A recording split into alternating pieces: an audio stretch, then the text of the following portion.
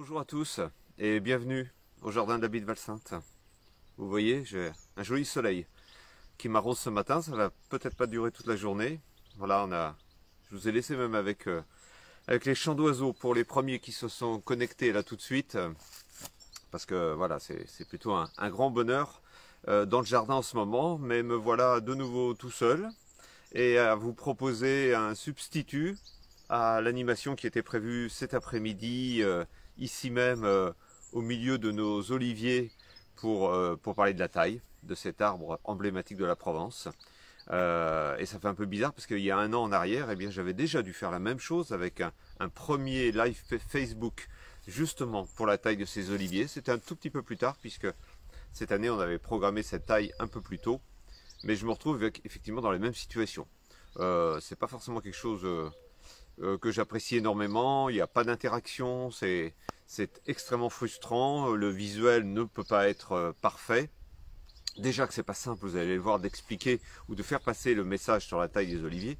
Alors ça l'est d'autant plus si on essaye de faire ça au travers d'un petit téléphone qui me filme et je suis tout seul techniquement, donc j'espère que tout va bien se passer. Avant de parler de la taille de l'olivier, évidemment, deux mots d'information sur nos activités au jardin d'Abbaye de Valsainte. Il n'y a pas grand-chose qui a changé, il n'y a pas grand-chose qui va changer a priori dans les semaines à venir, en tout cas pour ce mois de mars. Nous maintenant on est obligé de se projeter et espérer des déblocages évidemment en avril, comme tout le monde. Donc je rappelle, on a diverses activités ici, donc certaines peuvent fonctionner et d'autres pas, même si finalement pour nous tout est lié. Le restaurant, on va dire la dernière activité créée ici est en arrêt, en tout cas le restaurant est évidemment fermé. Valentin le cuisinier maintient les repas, les menus à domicile, les menus à emporter tous les week-ends. Donc on peut venir les chercher le samedi et le dimanche. Par contre, il faut absolument réserver. On a mis la limite au vendredi 18 h, mais clairement, c'est beaucoup mieux de réserver avant le jeudi. D'abord pour être sûr d'en avoir. Il essaye de prévoir la matière première. Hein. Je rappelle, Valentin ne cuisine qu'avec des produits frais. Et voilà, il fait en sorte qu'il n'y ait évidemment pas de perte. Donc si on arrive un peu trop tard, on peut ne pas avoir ce qu'il faut. Donc on maintient ça. Donc ce sera évidemment tout le mois de mars. Et je crois que tout le monde se régale avec la cuisine de Valentin, d'autant plus avec ce concept des bocaux qui évite tout emballage à jeter et qui donne une vraie qualité au niveau de sa cuisine, autant visuelle que gustative. Je crois que c'est très apprécié, donc il y a un petit système de consignes. Vous allez sur notre site internet et vous pourrez voir tout ça. Vous aurez dès demain le menu du week-end prochain. Ça, c'est l'activité restauration. Nous avons une activité hébergement qui, elle, peut continuer. Donc nos chambres d'hôtes, notre gîte de groupe où il se passe des activités. Il y a eu un stage de chant là, avec un petit groupe de personnes ici qui ont occupé les espaces. Donc ça continue, ça permet quand même d'amener une petite activité ici. Notre boutique a réouvert au mois de février et on reste sur les mêmes horaires et jours d'ouverture en mars, à savoir le mercredi, le vendredi, le samedi et le dimanche, de 13h30 à 17h. Donc c'est l'ouverture de la boutique et l'espace vente de plantes. Et la visite du jardin, elle, rentre, en fait, on est dans la catégorie des musées, des lieux culturels qui n'ont pas autorisation à ouvrir. Donc ça veut dire pas de billetterie, pas d'animation comme on aurait dû le faire aujourd'hui, pas de visite guidée. Tout ça n'est pas autorisé, pas possible. Par contre, ce que l'on a décidé de faire, c'est que le petit hectare de jardin eh bien, est ouvert en visite libre, gratuite, sans animation, librement. Voilà, évidemment, on ne va pas laisser 200 personnes rentrer, on n'en est d'ailleurs pas là. Hein. Le week-end dernier, il faisait beau, il y avait dans une après-midi maximum 25 personnes qui se promènent dans ce jardin, donc ça c'est possible. Et c'est possible donc, et ce le sera évidemment, tout le mois de mars. Et on va juste espérer que maintenant qu'en avril, eh bien, on puisse reprendre évidemment des activités normales, où là on ouvrira à partir du 1er avril tous les après-midi. Mais nous, évidemment, pour vivre et pour survivre, on a besoin d'entrée du jardin, d'une billetterie payante qu'on alimente avec nos visites guidées, nos animations aussi. Parce que voilà, il faut payer l'entretien du jardin. Ici, la moitié de l'équipe est en chômage partiel et une autre moitié travaille pour maintenir ces petites activités. Évidemment, comme beaucoup d'entreprises, on a les aides de l'État, mais voilà, on tourne tout juste. Voilà, on a vraiment besoin, nous, qu'au mois d'avril et surtout mai, que tout ça reprenne. Voilà pour les informations. On va garder espoir que tout s'améliore, évidemment. Et on va parler de l'olivier. Alors ici, au jardin de Bilvalsainte, nous avons de très vieux oliviers qui datent de l'époque de cette activité abbatiale où les moines avaient certainement planté une petite oliveraie. Alors ici, à 600 mètres d'altitude, c'est vraiment pas la tradition. Hein. Dans l'environnement autour de nous, il n'y a pas d'ancienne oliveraie comme celle-ci. Celle-ci est très bien exposée au sud, donc très ensoleillée, protégée un petit peu des vents froids, mais ça n'a pas empêché ces très vieux oliviers de geler en 1956, où en Provence, il avait fait tardivement à la fin du mois de février, du mois 25. Donc là, les oliviers, évidemment, avaient pris mal, ils avaient gelé dans toute la partie aérienne, et ils étaient repartis depuis la souche, ce qui donne évidemment à l'olivier un caractère indestructible, où il repart de toute situation climatique difficile. Et donc ils étaient repartis en 1956, mais en 1956 il n'y avait plus évidemment d'activité abbatiale ici, il n'y avait plus d'activité agricole du tout d'ailleurs. Donc ces oliviers ont redémarré comme ils ont pu, ils se sont laissés envahir par une végétation sauvage, et il y a 25 ans, puisque cette année c'est nos 25 ans, au jardin de l'abbaye de Valsainte. Tout ça était en friche, là où je suis. Les oliviers que vous voyez derrière moi, eh bien on ne les voyait pas, ils étaient complètement ensevelis sous des ronces. C'était un roncier incroyable ici, donc c'était... Voilà, on a fait un gros défrichage à la machette, on leur a redonné de la lumière. L'olivier est un arbre de lumière, il a absolument besoin de capter le soleil toute la journée. Si on le plante dans une situation ombrée, ça ne va absolument pas marcher. On va en reparler, et la taille évidemment tient beaucoup compte de cet accès à la lumière. Donc ils ont retrouvé la lumière, ils ont pu voilà, on a se refaire un petit peu une ramure, mais ça a mis du temps, et forcément ils ont une production plus ou moins aléatoire. Voilà, ici on est dans des terres sèches, on traverse des années des fois très sèches, sans beaucoup de pluie, et ils peuvent par moments manquer d'eau pour vraiment avoir une belle production. Mais voilà, c'est pas le but. Et en fait, les oliviers qui sont là, en fait, ils continuent de l'autre côté, dans une propriété voisine. Il y en a beaucoup plus. Donc c'était vraiment une belle petite oliveraie. La variété ici, c'est l'Aglando, qui est cette olive de la Haute-Provence, qui a le plus aptitude à pousser dans ces zones semi-montagneuses et évidemment un petit peu froid. Il y a beaucoup de variétés d'oliviers. Donc tous les oliviers n'ont pas des croissances égales, ils n'ont pas des conditions de culture égales, de sol, de climat, de pluviométrie. Certaines sont à l'arrosage, d'autres pas, mais on va rappeler l'olivier est vraiment adapté à pousser en terre sèche, et ce qu'il va redouter d'ailleurs ce sont les terres humides. On ne peut absolument pas cultiver l'olivier dans des terres humides, et surtout humides l'hiver. Donc là, il faut vraiment les planter dans des situations extrêmement drainantes. Donc la taille fait souvent beaucoup parler et pose question, parce que alors, il y a des règles de base, et c'est celle-là que je vais vous exposer, tout simplement celle-là, parce qu'encore une fois, c'est difficile avec une petite caméra de bien tout montrer, mais il y a autant de méthodes de tailleur que de tailleurs. Et c'est vraiment des fois très variable. Des fois c'est très culturel, en Italie, en Espagne, en France, en Provence, en zone plus occitane, on va vraiment pas toujours tailler de la même façon. Les pratiques ont beaucoup évolué, bien évidemment, avec le temps, par des soucis de productivité, bien souvent. Mais pendant très longtemps, et donc ça se pratique encore, et c'est ce que moi je vais pratiquer ici, on ne va pas forcément tailler chaque année.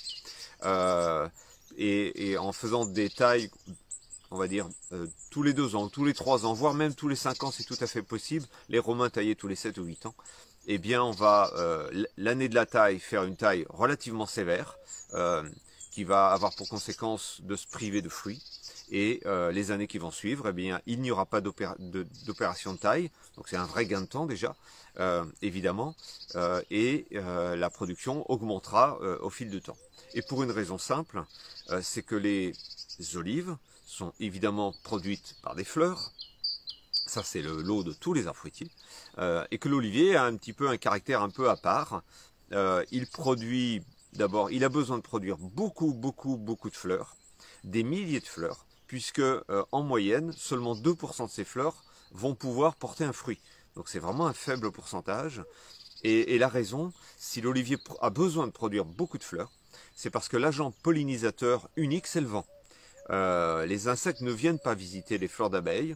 C'est un arbre extrêmement ancien au cours de son évolution, eh bien, il a, comme d'autres plantes, l'olivier n'est pas le seul à être pollinisé par le vent, ça va être le cas des conifères aussi, mais l'olivier c'est le vent et les insectes ne viennent pas.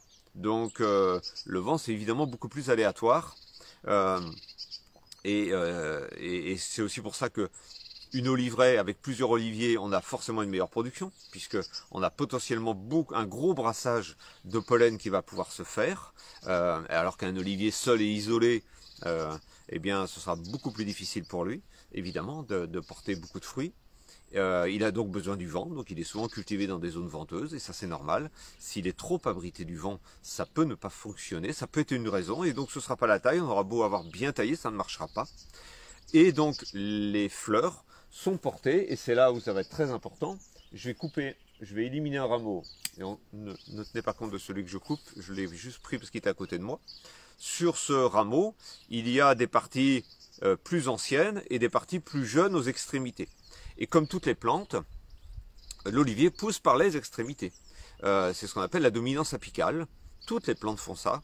Elles vont chercher à pousser vers l'extrémité pour aller vers la lumière, parce que c'est le but. Il faut que les feuilles, ici, captent le soleil. C'est l'agent qui va produire l'énergie par le soleil. S'il n'y a pas, si les feuilles ne peuvent pas capter le soleil, elles ne pourront pas produire de l'énergie, produire des fleurs, produire des fruits, activer la sève, aller transformer les éléments minéraux et l'eau dans le sol. Voilà, c'est vraiment la machine.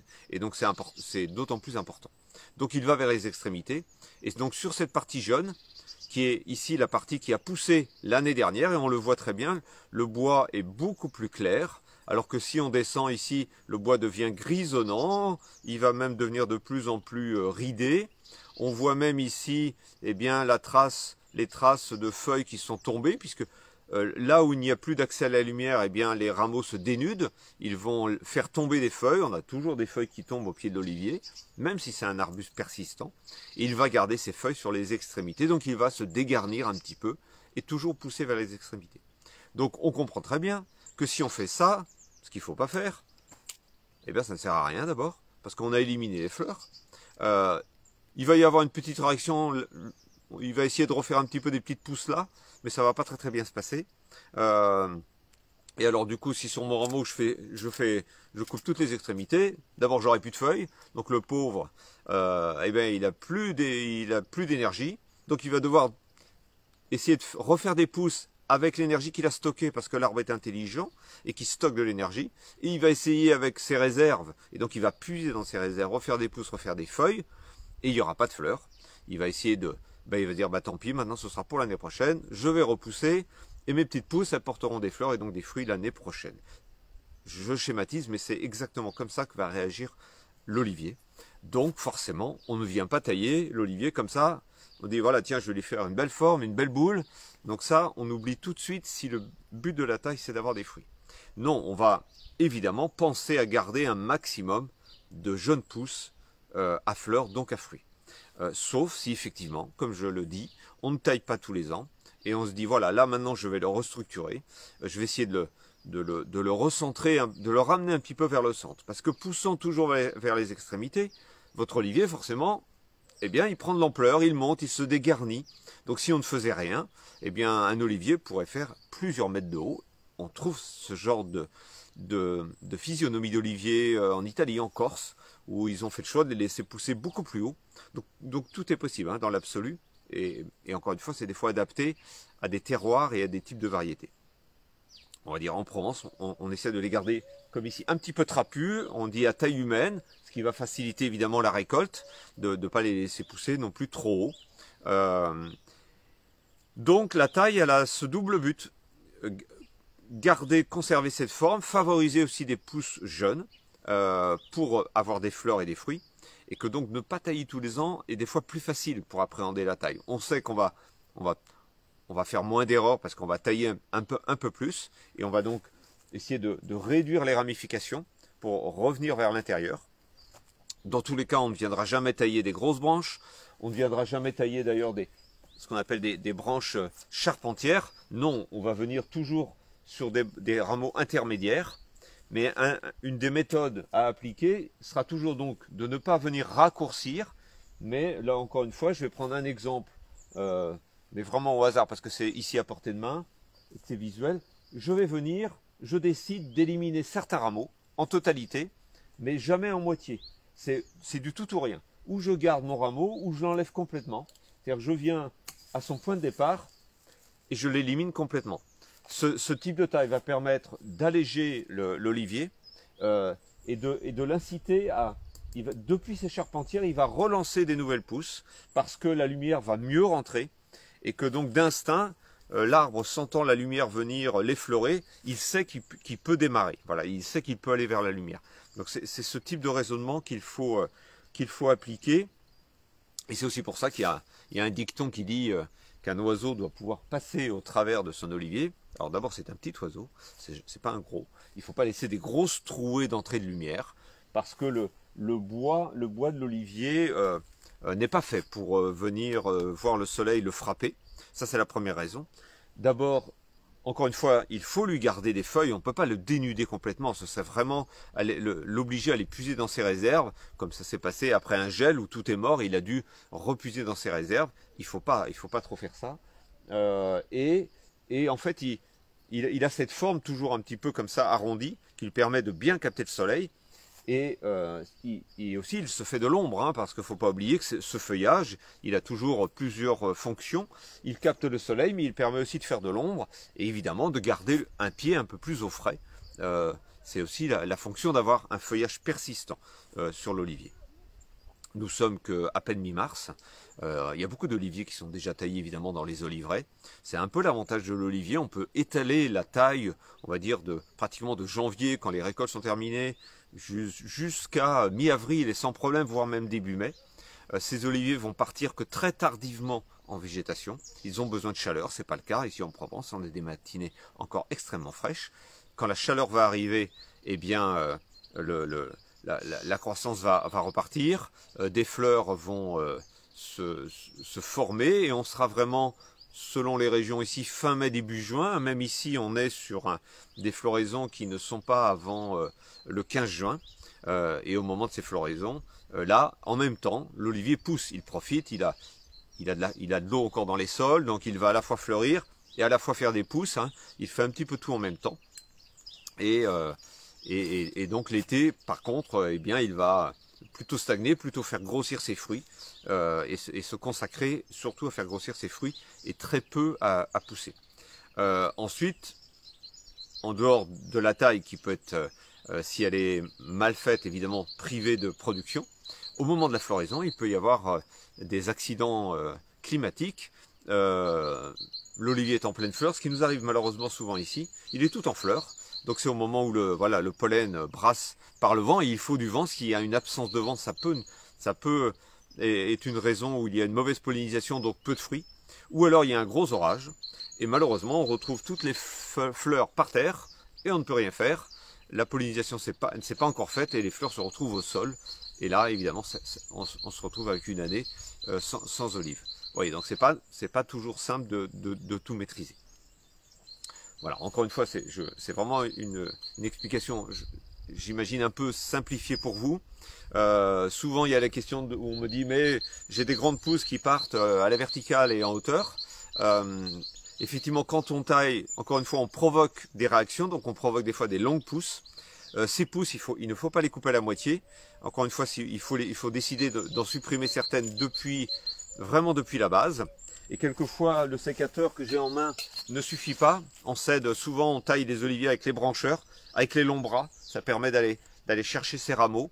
Donc c'est vraiment ces deux outils-là qu'on a vraiment en main pour tailler. Quelquefois même, on monte un petit peu à l'intérieur de l'arbre pour aller vraiment... on le taille plus de l'intérieur que de l'extérieur, hein, si vous avez bien compris. C'est pas de l'extérieur qu'on va venir le tailler, mais c'est plutôt de l'intérieur où on va éliminer certains rameaux.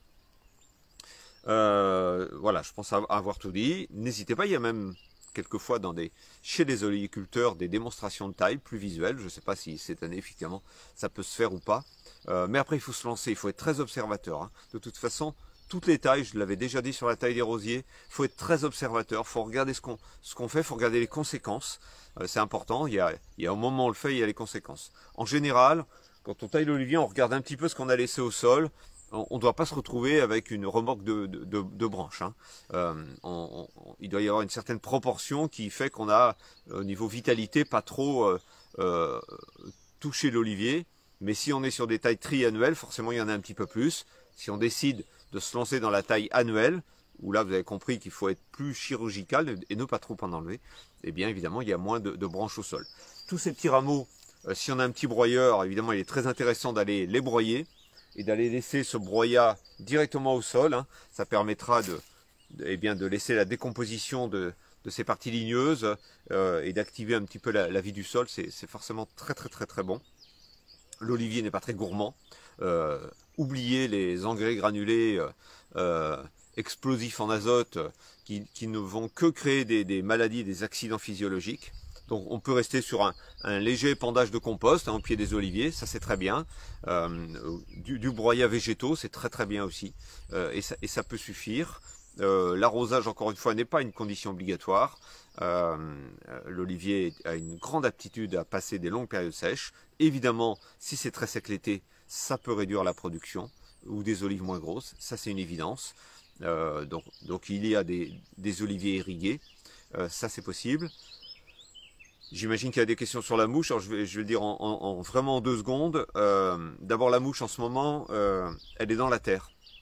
La mouche de l'olivier, elle est dans le sol, sous forme de petites pupes. C'est que les larves se sont mis dans une petite poche protectrice du froid.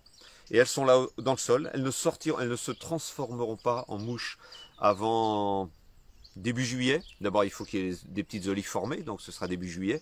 Lorsque les températures lui sont favorables, entre 25 et 30 degrés, c'est là où la mouche est contente. Là, elle commence à sortir. Une première génération qui va venir pondre quelques œufs. Et il pourra y avoir une deuxième ou une troisième génération, donc on peut avoir des mouches qui viennent piquer les fruits jusqu'au mois de septembre. Donc si on sait qu'on est dans une zone où il y a un petit peu de vol de mouches de l'olivier, une des méthodes aujourd'hui la plus protectrice, lorsque donc on est mi-juillet, les olives commencent à se former et donc il y a potentiellement des vols possibles, on pulvérise un petit lait d'argile sur l'ensemble de la plante, donc on vient recouvrir légèrement les feuilles, mais surtout les fruits, c'est là où c'est important, mais on ne peut pas éviter les feuilles.